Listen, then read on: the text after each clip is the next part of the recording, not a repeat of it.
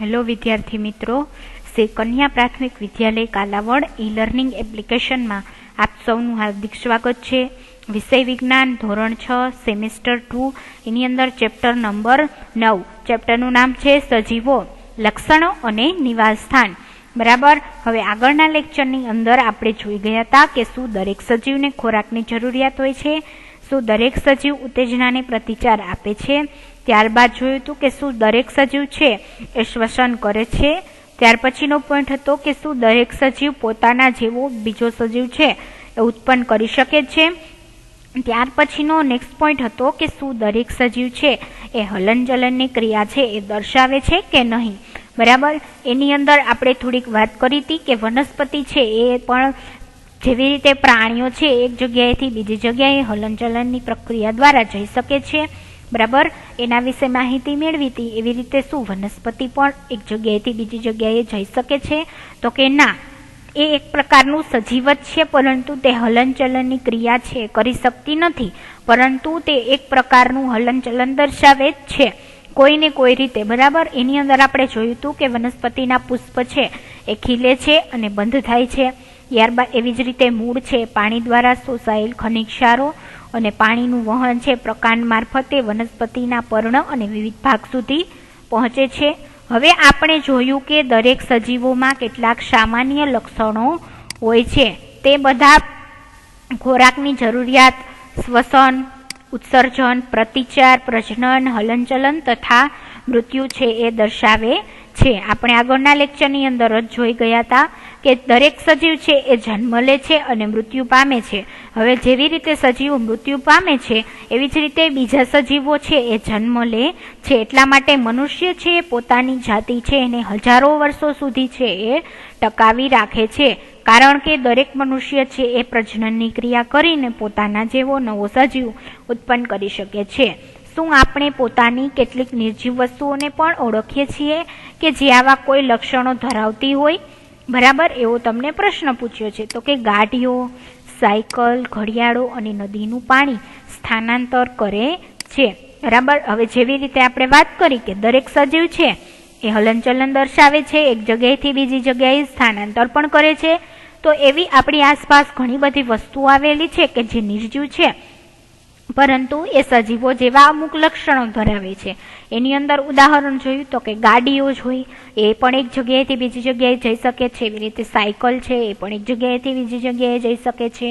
એવી રીતે ઘડિયાળની અંદર આપણે જોઈએ, બરાબર, કે ઘડિયાળના કાંટા છે એક જગ્યાએથી બીજી જગ્યાએ છે એ પરિભ્રમણ કરે છે। એવી રીતે નદીનું પાણી પણ એક જગ્યાએથી બીજી જગ્યાએ સ્થાનાંતર કરીને સતત શું કરે તો કે વહેતું હોય છે। એવી રીતે બીજું આપણને કહેલું છે કે ચંદ્ર પણ આકાશમાં શું કરે છે તો કે હલનચલન કરે છે। ચંદ્ર શું કરે છે તો કે પૃથ્વીની આસપાસ છે એ પરિભ્રમણ કરે છે। હવે આપણી નજરની સામે જ વાદળ છે એ આકાશમાં કદમાં કેવું થાય તો કે મોટું થાય છે। શું આવી વસ્તુઓને આપણે સજીવ કહેશું કે નહીં? બરાબર। તો આ તમને અહીંયા પ્રશ્ન પૂછવામાં આવેલો છે કે આવી વસ્તુઓને આપણે સજીવ કહીએ કે નહીં? તો કે ગાડી, સાયકલ, ઘડિયાળ એ બધું શું છે તો કે નિર્જીવ છે। એ સજીવો જેવી અમુક લાક્ષણિકતાઓ તો ધરાવે છે, પરંતુ તે સજીવ છે નહીં। હવે આપણે પોતાની જાતને જ પૂછીએ કે શું આ બધા પદાર્થો સજીવોની બીજી બધી ખાસિયતો ધરાવે છે કે નહીં? બરાબર। હવે ગાડી છે, ફોર એક્ઝામ્પલ આપણે ઉદાહરણ તરીકે લઈએ કે ગાડીની અંદર જો પેટ્રોલ અથવા તો આપણે ડીઝલ છે એ નાખીએ તો જ એ ચાલે છે। બરાબર। જ્યારે મનુષ્યની એવી કશી જરૂર હોતી નથી, એ પોતાની રીતે એક જગ્યાએથી બીજી જગ્યાએ જાય। હા, એને ખોરાકની જરૂર રહે છે, એવી રીતે પાણીની જરૂર છે, એવી રીતે ખોરાકની જરૂર છે, પરંતુ તે ખોરાક ક્યારેક આપણે જમ્યા ન હોય તો પણ આપણે ચાલી શકીએ છીએ, પરંતુ ગાડીમાં એવું નથી, એમાં તો પેટ્રોલ પતી જાય એટલે એ બંધ થઈ જાય છે। તો આપણે આના દ્વારા શું સમજી શકીએ તો કે નિર્જીવ વસ્તુઓ છે એ સજીવની સાપેક્ષે ક્યારેય આવે જ નહીં। હવે સામાન્ય રીતે જે સજીવ હોય તે આપણે ચર્ચા કરેલા તમામ લક્ષણો છે એ ધરાવે છે। ઉદાહરણ તરીકે આપણે જોયું હતું કે એ પોતાના જેવો બીજો સજીવ ઉત્પન્ન કરી શકે, ઉત્સર્જનની ક્રિયા કરે, ખોરાક લે, એવી રીતે હલનચલન દર્શાવે, ઉત્તેજનાને પ્રતિચાર આપે, શ્વસન કરે। એવી રીતે નિર્જીવ છે એ આવી વસ્તુઓ છે એ કઈ પ્રકારના લક્ષણો છે ધરાવતા નથી। સામાન્ય રીતે જે સજીવ હોય તે આપણે ચર્ચા કરેલા તમામ લક્ષણો ધરાવે છે। જ્યારે નિર્જીવ વસ્તુઓ તે જ સમયે આ બધા જ લક્ષણો ધરાવતા નથી, બરાબર. એટલે કે સજીવ જે વસ્તુ છે એ નિર્જીવ કરતા તદ્દન અલગ જ છે. શું આ બધા હંમેશા સાચી જ છે, બરાબર, કે શું આ બાબત છે હંમેશા સાચી જ છે? શું સજીવો હંમેશા આપણે ચર્ચા કરેલા તમામ લક્ષણો દર્શાવે જ છે? શું નિર્જીવ વસ્તુઓ હંમેશા બધા જ લક્ષણો એકસાથે દર્શાવવાને બદલે તેમાંના થોડાક જ દર્શાવે છે? આ બાબતને વધુ સારી રીતે સમજવા માટે ચાલો એક ચોક્કસ ઉદાહરણ જોઈએ. તો ઉદાહરણ છે કે કોઈ એક બીજ, દાખલા તરીકે મગ લો, બરાબર. કોઈ એક બીજ લ્યો જેની અંદર આપણે મગ લઈએ, બરાબર. તો તમને પ્રશ્ન થાય કે શું એ મગ છે એ જીવંત છે કે નહીં? તો કે તે મહિનાઓ સુધી છે. બીજ કોઈ પણ લીધું આપણે, ફોર એક્ઝામ્પલ મગનું બીજ લીધું. હવે એ મગનું બીજ છે એ મહિનાઓ સુધી છે એ દુકાનમાં પડ્યા રહે છે. કોઈ પણ વસ્તુ હોય, કોઈ પણ બીજ હોય, મગ હોય, ઘઉં હોય, બાજરી, ચણા, એ બધા છે મહિનાઓ સુધી ક્યાં પડ્યા હોય? તો કે દુકાનમાં પડ્યા રહે છે. તો પણ તે વિકાસ કે જીવંત હોય એનું કોઈ લક્ષણ છે એ દર્શાવતા નથી. જો કે આપણે તે જ બીજને લઈને માટીમાં વાવીએ અને તેને પાણી આપીએ તો તે સંપૂર્ણ છોડ તરીકે વિકાસ પામે છે. શું આ બીજ દુકાનમાં હતું ત્યારે તેને ખોરાકની જરૂર પડી, તેને ઉત્સર્જન કર્યું, તે વિકસ્યું કે નવા સજીવનું ઉત્પાદન કર્યું? તમને અહીંયા અલગ અલગ પ્રકારના પ્રશ્નો પૂછવામાં આવેલા છે કે આપણે છે એ બીજ છે, મગના બીજની વાત કરી તો કે એ દુકાનની અંદર, કોથળાની અંદર પડેલું હતું, ત્યારે એને કોઈ પણ પ્રકારની આવી પ્રક્રિયા કરી કે એને ઉત્સર્જન કર્યું કે વિકાસ પામ્યું કે એને પોતાના જેવો નવો સજીવ છે ઉત્પન્ન કર્યો કે નહીં, બરાબર. આવા તમને ઘણા બધા પ્રશ્નો પૂછવામાં આવેલા છે. તો કે આપણે જોયું કે એવા કિસ્સાઓ પણ હોય છે કે જેમાં આપણે સરળતાથી એવું નથી કહી શકતા કે આપણે ચર્ચા કરેલા તમામ લક્ષણો તેમાં હાજર છે કે જેમાંથી તેને સજીવ છે એ કહી શકાય. હવે એવું ફરજિયાત નથી. આપણે મગના બીજની જ વાત કરી કે દુકાનની અંદર એ હોય તો આપણે એને શું નિર્જીવ ગણવું કે સજીવ, બરાબર. તો કે આપણે જોયું કે ઉત્સર્જનની કે ખોરાક લેવાની કે એ કઈ પ્રક્રિયા કરતું નથી, પરંતુ જેવું આપણે એને વનસ્પતિના બીજને જમીનની અંદર ઉગાડીએ, એને પ્રોપર વાતાવરણની અંદર રાખીએ અને પાણી આપીએ તો શું થાય? તો કે બીજમાંથી એક નવો છોડ છે એ ઉત્પન્ન થાય છે. એટલે આપણે એવું ધારીએ કે આપણે જે ઈચ્છીએ છીએ દરેક સજીવોની અંદર લક્ષણો હોય એવું જરૂરી નથી, પરંતુ એ સજીવ તો હોય જ છે. તો શું જીવન શું છે, બરાબર. તમને નેક્સ્ટ પોઈન્ટ છે એ આપણો શું છે ટોપિક? તો કે તો જીવન શું છે? તો તમને એક ઉદાહરણ આપીને, સરસ મજાનું ઉદાહરણ છે એ આપીને સમજાવવામાં આવેલું છે કે જીવન શું છે. તો કે ઘઉંના કોથળામાં તમારો હાથ છેક ઊંડે સુધી નાખો, બરાબર. તો શું અંદર તમને હુંફાળું લાગ્યું? હવે તમે ઘઉંની આખી ભરેલી જે કોથળો હોય, બરાબર, એની અંદર તમે હાથ નાખો તો તમને શું ઠંડુ એટલે કે હુંફાળું છે એવું મહેસૂસ થયું? તો કે ઘઉંના કોથળાની અંદર શું થાય? તો કે થોડીક ગરમી છે એ પેદા થાય છે. આ ગરમી શેના લીધે પેદા થાય? તો કે ઘઉંના જે દાણાઓ છે એ શું કરે? તો કે શ્વસન કરે છે અને આ પ્રક્રિયા દરમિયાન તે થોડીક ગરમીનો શું કરે? તો કે ત્યાગ કરે છે. એટલા માટે તમે જેવો ઘઉંના કોથળાની અંદર તમારો હાથ છે એ ઊંડે સુધી નાખો છો તો તમને કેવું થોડુંક હુંફાળું એટલે કે ગરમ છે એ લાગે છે. અને ગરમી શેના લીધે થાય? તો કે ઘઉંના દાણા છે એ શું કરે? તો કે શ્વસનની ક્રિયા કરે છે.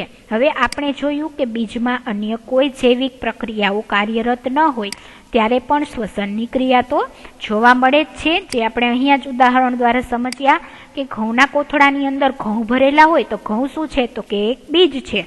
તો એની અંદર ઉત્સર્જન, પાચન કે એને ખોરાક લેવાની જરૂર તો પડતી નથી. તો તે એવી એક પણ પ્રક્રિયા કરતા નથી જે આપણે આગળના ટોપિકની અંદર જોયું કે મગના દાણા છે એ દુકાનની અંદર ઘણા મહિનાઓ સુધી પડ્યા રહે છે. તો શું એ શ્વસન, પાચન, ઉત્સર્જન જેવી ક્રિયાઓ કરે છે કે નહીં? તો તમને અહીંયા ઘઉંનું ઉદાહરણ લઈને બતાવવામાં આવેલું છે કે ઘઉંના કોથળામાં ઊંડે સુધી હાથ નાખો તો તમને હુંફાળું લાગે. અને શા માટે? તો કે ઘઉંના દાણા શ્વસન કરે છે અને એ ગરમીનો ત્યાગ કરે છે. તો આપણો પ્રશ્ન છે તો પછી જીવન છે શું છે? તો તેનો જવાબ આપવો સરળ નથી. જોકે આપણી આસપાસના તમામ વિવિધતા સભર સજીવોને જોતા એવું તારણ કાઢી શકાય કે જીવન છે એ ખૂબ જ સુંદર છે, બરાબર. તમને અહીંયા પ્રશ્ન પૂછવામાં આવેલો છે કે આપણે જોયું કે આ ચેપ્ટરની અંદર આપણે અલગ અલગ પ્રકારના પ્રાણીઓ છે, દરેક અલગ અલગ પ્રકારના સજીવો, ત્યારબાદ વનસ્પતિઓ, જલીય નિવાસ સ્થાનની અંદર રહેતા પ્રાણીઓની અંદર માછલી, સ્ટારફિશ, જેલીફિશ, બરાબર એ જોયા. એવી રીતે ભૂ નિવાસ સ્થાનની અંદર પણ રણ પ્રદેશની અંદર રહેતા પ્રાણીઓ જોયા, જેમાં આપણે ઊંટ છે, પછી દરની અંદર રહેતા પ્રાણીઓ ઉંદર અને સાપ જોયા. એવી રીતે જંગલની અંદર રહેતા પ્રાણીઓ જોયા, જેની અંદર વાઘ અને સિંહની વાત કરેલી. ત્યારબાદ ઠંડા પ્રદેશની અંદર રહેતા પ્રાણીઓ પણ આપણે જોયા કે સ્નો લેપર્ડ છે, બરાબર, કાશ્મીરી બકરી છે, યાક છે, તે ક્યાં રહે છે તો કે પહાડી વિસ્તારની અંદર રહે છે, જમ્મુ કાશ્મીરની અંદર, અને ત્યાં ખૂબ જ ઠંડુ વાતાવરણ હોય છે, પરંતુ તે પોતાના શરીરની અંદર એવું સ્ટ્રક્ચર આવેલું હોય છે કે જે ઠંડી સામે એને રક્ષણ આપે અને પરિણામે તે ઠંડા વાતાવરણની અંદર પણ અનુકૂલન સાધે છે. તો દરેક પ્રકારના સજીવો છે, દરેક પ્રકારની પ્રાણીઓ, વનસ્પતિઓ એ બધા અલગ અલગ વાતાવરણની અંદર રહે છે અને એને પોતાનું નિવાસ સ્થાન બનાવે છે. અને જીવન શું છે તો કે જીવન છે એ ખૂબ જ સુંદર છે. તમે એને ડીપમાં સમજવા જાઓ તો ક્યારેય આનો અંત આવશે નહીં.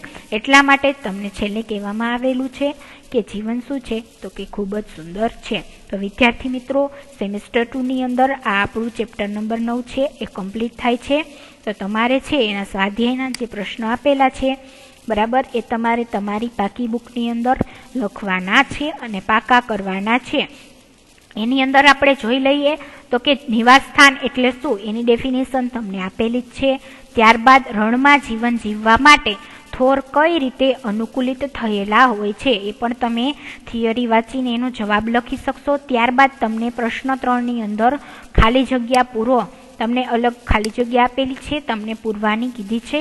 એની અંદર પેલી ખાલી જગ્યા તે કે ચોક્કસ લક્ષણોની હાજરી કે જેના લીધે કોઈ વનસ્પતિ કે પ્રાણી કોઈ નિશ્ચિત નિવાસ સ્થાનમાં જીવે છે તેને શું કહેવામાં આવે છે, બરાબર. ત્યાર પછીનો પ્રશ્ન છે કે જમીન પર રહેનારા પ્રાણીઓ કે વનસ્પતિના નિવાસ સ્થાનને શું કહે છે તો કે ભૂ નિવાસ સ્થાન.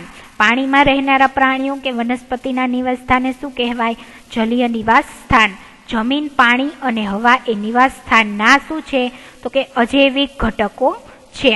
આપણી આસપાસના બદલાવ કે જે આપણને પ્રતિભાવ આપવા પ્રેરે છે તેને શું કહેવાય તો કે એને ઉત્તેજના કહેવામાં આવે છે. તો આ પ્રશ્નના જવાબ તમારે સારી રીતે ફેરબુકની અંદર લખવાના છે. ત્યાર પછી પ્રશ્ન 4 આપેલો છે કે નીચેની આ યાદીમાં કઈ વસ્તુઓ છે એ નિર્જીવ છે. તમને લિસ્ટ આપેલું છે, એમાંથી નિર્જીવ વસ્તુઓ કઈ કઈ છે તમારે કહેવાનું છે. તો કે હળ છે, મશરૂમ, સીવવાનો સંચો, રેડિયો, હોડી, જળકુંભી અને અળસિયું. તમને આટલા ઉદાહરણ આપેલા છે, એમાંથી નિર્જીવ વસ્તુઓની યાદી તમારે બનાવવાની છે, બરાબર. ત્યાર પછીનો 5મા નંબરનો પ્રશ્ન છે કે એવી નિર્જીવ વસ્તુનું ઉદાહરણ આપો કે જે સજીવના કોઈ પણ 2 લક્ષણો છે એ ધરાવતું હોય.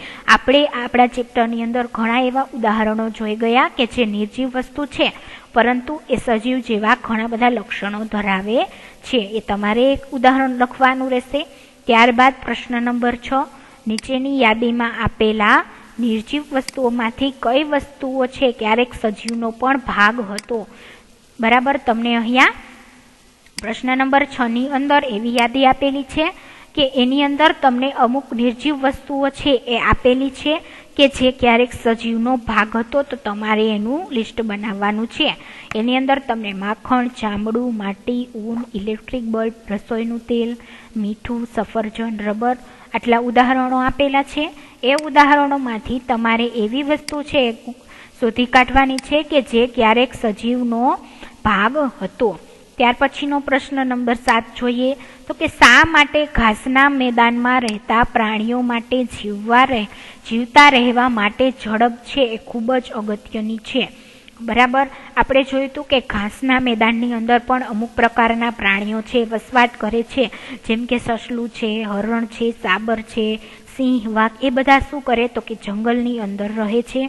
હવે એ બધાને માટે જીવન જીવવા માટે ઝડપ છે એ ખૂબ જ અગત્યની છે. શા માટે એ તમારે સમજાવવાનું છે.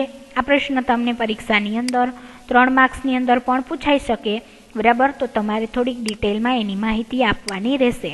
હવે તમને અહીંયા નોંધ પણ આપેલી છે કે ઘાસના મેદાનોમાં પ્રાણીઓને છુપાવવા માટે વૃક્ષો કે અન્ય સ્થળો ખૂબ જ ઓછા હોય છે, એટલા માટે જ એના માટે જીવતા રહેવા માટે ઝડપ છે શું છે તો કે ખૂબ જ અગત્યની છે. બરાબર. તો વિદ્યાર્થી મિત્રો, અહીંયા આપણું ચેપ્ટર છે 9 એ કમ્પ્લીટ થાય છે. તો તમારે સારા અક્ષરે તમારી પાકી બુકની અંદર છે એ આનું સ્વાધ્યાય છે લખી નાખવાનું છે અને પાકું કરવાનું છે. Thank you.